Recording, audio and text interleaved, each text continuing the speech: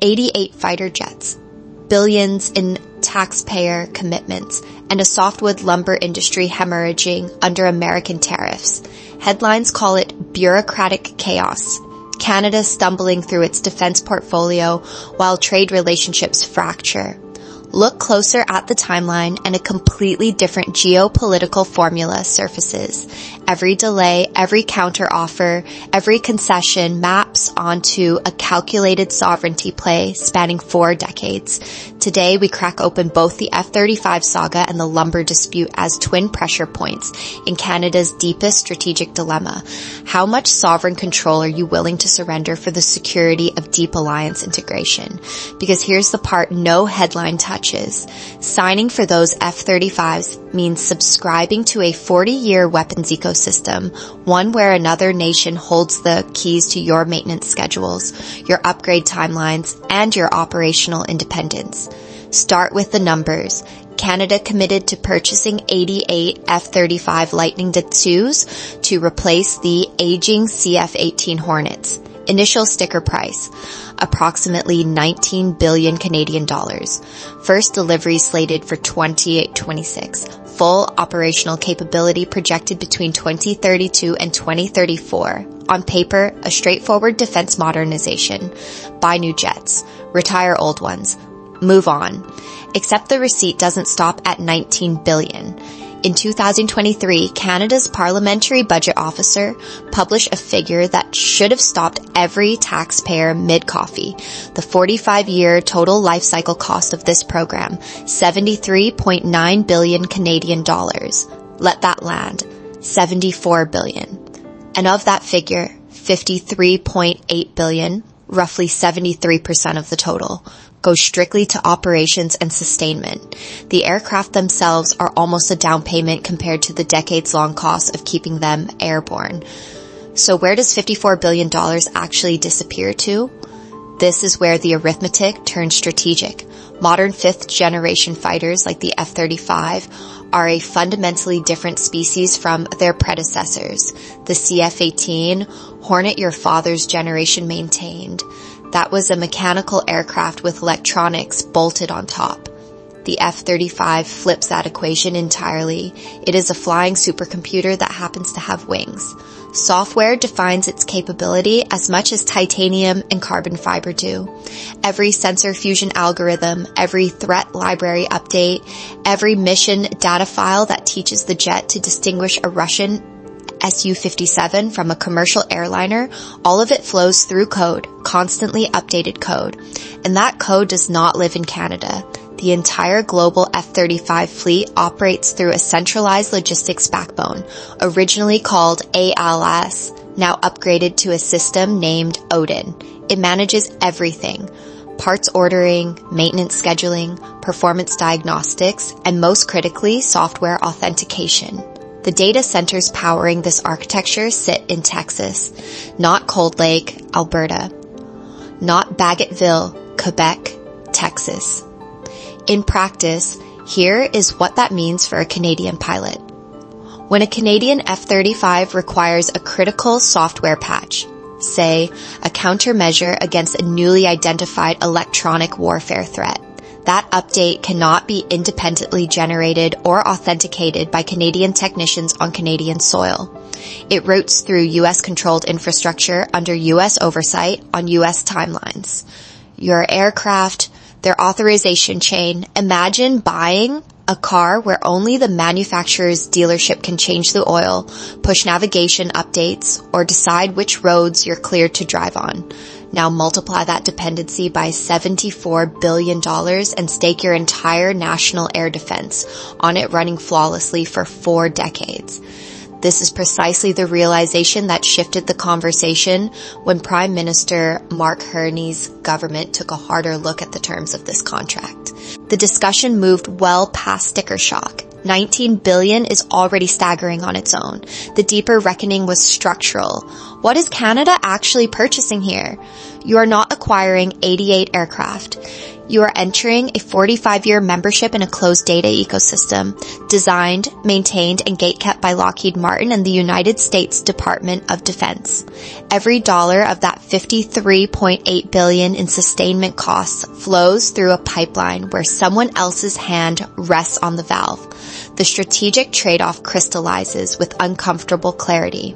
The F-35 delivers the most advanced sensor fusion, stealth profile, and allied interoperability available anywhere on Earth. No credible defense analyst disputes that, but the price of that supremacy is dependency. Deep, structural, generational dependency on a single allied nation's defense industrial complex.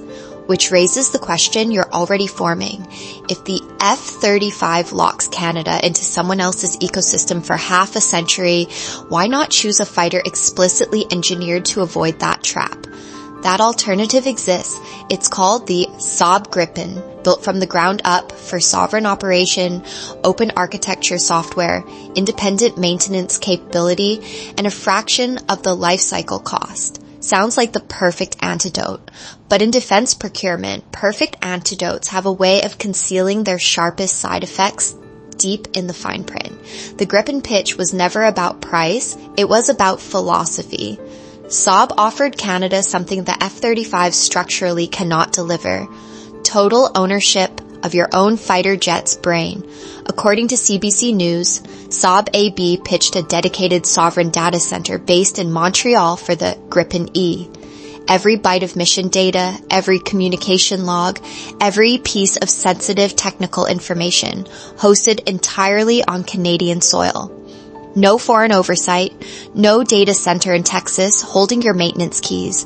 The RCAF would control the software, the upgrades, the scheduling, complete unmediated independence, and the airframe matched the promise. The Gripen was practically engineered for Canadian geography, designed to launch from short ice runways or damaged airstrips, serviced by small, decentralized maintenance crews who can turn the jet around without a sprawling support base behind them. While the F-35 demands heavy logistical infrastructure, the Gripen thrives where infrastructure barely exists. For a country defending the longest coastline on Earth across some of the most punishing terrain on the planet, that operational flexibility matters. So you're looking at a fighter jet that hands you the keys to your own data, operates from frozen strips in the high Arctic, and costs a fraction of the F-35's $73.9 billion life cycle. On paper, this should have been straightforward. Here's where the romance crashes into arithmetic. A leaked 2021 RCAF internal evaluation, later reported by CBC in The Walrus in 2025, scored the F-35 at 97% for mission performance and a perfect 100% for upgrade potential. The Gripen, 22% in performance, 28% in upgrades. That gap doesn't describe a competition. It describes a mismatch. And the reason exposes the fundamental flaw in the autonomy argument. Modern allied air defense doesn't run on individual platforms flying solo. It runs on shared networks. NORAD and NATO joint operations depend on Link 16 encryption and real-time data fusion protocols, systems fundamentally designed, maintained, and controlled by the United States. You can build the most sovereign data center in the world in downtown Montreal. You can host every line of Gripen source code on Canadian servers. But the moment your pilot needs to operate alongside American F-35s over the Arctic, sharing target data in real time, coordinating intercepts, fusing sensor feeds across a multinational formation, that pilot plugs into American encryption infrastructure. There is no Canadian alternative. There is no workaround. This is the quiet trap buried inside the autonomy argument. You control the aircraft. You control the software. You do not control the network your aircraft must join to do its actual job. The F-35 represents a future built on networks, shared intelligence, and collective strength. The Gripen represents a future built on independence, adaptability, and sovereign control. And the brutal strategic reality is this. In an era where air defense is networked by architecture, choosing full independence means choosing operational isolation. Canada cannot opt out of that network. not if it wants to remain a credible NORAD partner, not if it expects American cooperation the next time Russian bombers probe Arctic airspace. The Sovereign Data Center in Montreal is a real proposal. The sovereignty it promises is a mirage. So if the F-35 dominates every hard performance metric and the Gripen's autonomy dissolves the instant you connect to Allied operations, why did Ottawa spend years and hundreds of millions of dollars running a competitive evaluation that, by the military's own internal scoring, was never truly competitive? That answer has nothing to do with which jet flies better. It has everything to do with leverage. Think about it from Ottawa's side of the table. You've seen the RCAF numbers. You know the Gripen scored 22%. You know the F-35 scored 97%. Every general in the room has already made the call. So why, for years, does the Canadian government keep writing checks to formally evaluate Saab's dual fleet proposals? Why keep flying officials to Stockholm? Why keep the Gripen conversation alive at all? Because the Gripen was never really about the Gripen. It's a negotiating stick. And Ottawa has been swinging it with surgical precision. Here's how the mechanism works. Every time Canada publicly funds another round of Gripen assessment, every time a cabinet minister mentions exploring all options, a signal fires directly into Lockheed Martin's boardroom and the Pentagon's procurement office. That signal says, we have an alternative. We can walk. And that single possibility, however slim, changes the math on everything. Offset costs, industrial participation percentages, technology transfer terms, maintenance contract pricing, operational sovereignty clauses. You don't get concessions by signing eagerly. You get them by making the seller nervous. And in 2025 and 2026, Ottawa proved exactly how effective this is. Right as political and trade tensions with Washington were escalating, Canada did something fascinating. It continued making incremental F-35 payments, keeping the primary deal alive, while simultaneously pushing Saab's domestic production proposals and dual fleet posturing into formal evaluation channels. According to reporting from Breaking Defense and Policy magazine in 2020, this dual-track maneuvering triggered anxious warnings from U.S. officials. Washington noticed. Washington reacted, which is precisely the point. The Gripen proposal functioned as both a political and an economic lever. The mere visibility of a credible alternative forced the dominant supplier to compete on terms, not just on capability. This is the part most people miss about defense procurement. They see years of evaluation and assume bureaucratic dysfunction, slow government, wasted taxpayer money. But for medium powers like Canada, countries that lack the sheer economic mass to dictate terms to the United States, manufactured indecision is one of the few strategic tools available. Keeping a visible backup on the table is how you create bargaining space against a superpower that controls the platform, the software, the supply chain, and the alliance architecture. And in multi-decade contracts worth tens of billions of dollars, the negotiation never truly ends. Every maintenance review, every software update cycle, every interoperability upgrade is another moment where terms get renegotiated. The Gripen doesn't need to win the contract. It just needs to exist as a possibility, loudly enough that Lockheed and Washington keep sharpening their offers. Now that you see the Gripen as a strategic bargaining chip rather than a backup aircraft, here's the question I want you sitting with. Does Ottawa actually have enough leverage to force Lockheed's hand over a 30-year life cycle?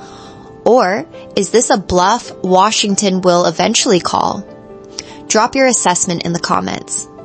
But here's what should genuinely unsettle you. This leverage game, this careful dance of visible alternatives and applied pressure, only works when you actually have a credible backup option, when you have somewhere else to turn. So what happens when an entire Canadian industry, not fighter jets, but the raw material that builds homes and sustains communities across this country, finds itself locked into a single trading relationship with no viable alternative buyer, no dispute mechanism that actually functions, and tariffs that can double overnight? That stops being a negotiation. That's a trap. And for tens of thousands of Canadian workers, it already sprung. Here's how that trap operates mechanically. The U.S. Department of Commerce sets the tariffs unilaterally.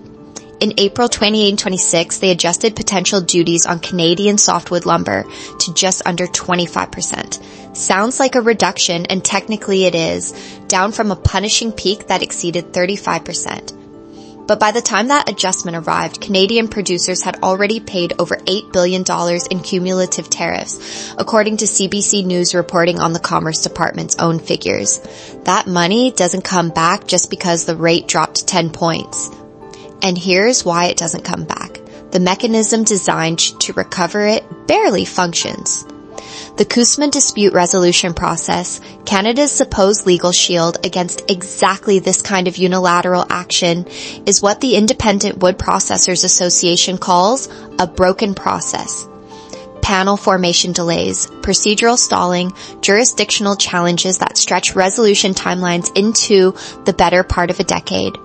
While Canadian trade lawyers navigate that labyrinth, the $8 billion sits on the American side of the ledger, effectively held hostage by structural delay.